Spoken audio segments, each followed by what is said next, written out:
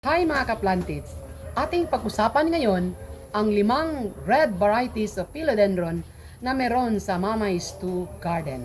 Ngunit, bago sa lahat, pindutin muna ang notification bell at mag-subscribe sa ating channel at i-follow ang ating FB page.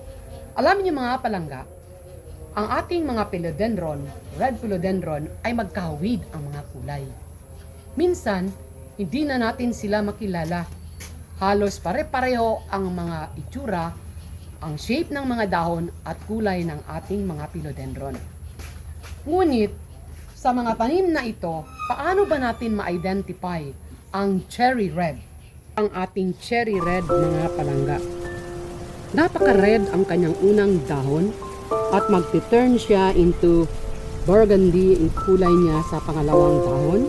At mapansin natin na siya ay cherry red dahil sa kanyang mga root dito mga palangga. Yan, napakaraming mga roots niya na kapag ito ay umaakyat na, siya ay nagpapahiwatig na pwede natin siyang itapkat.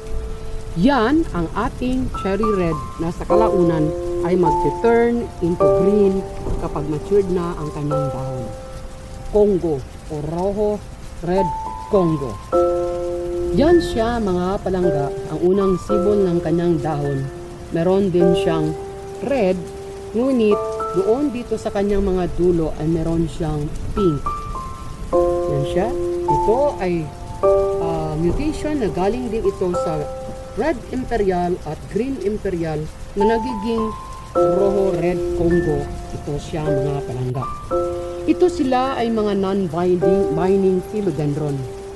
Hindi iyan siya kailangan ng pole dahil sila ay hindi gumagapang. Ang sunod, or red imperial pala. Itong ating red imperial, ganyan siya. Burgundy ang kanyang kulay.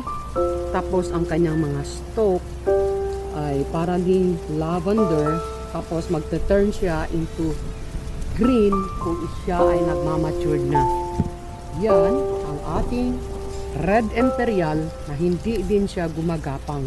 Siya din ay mga non-binding philodendron mga palangga. Ito ay kasama din ng ating mga black cardinal. Siya ay red cardinal. Napakaganda ng ating red cardinal mga palangga.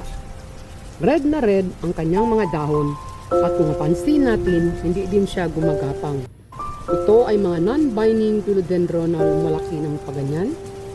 Tapos, yung kanyang mga kulay ay magkahawid halos ng ating mga cherry red. Ang nagkaiba lang sa kanila dahil ito ay hindi gaano kadami ang kanyang mga roots.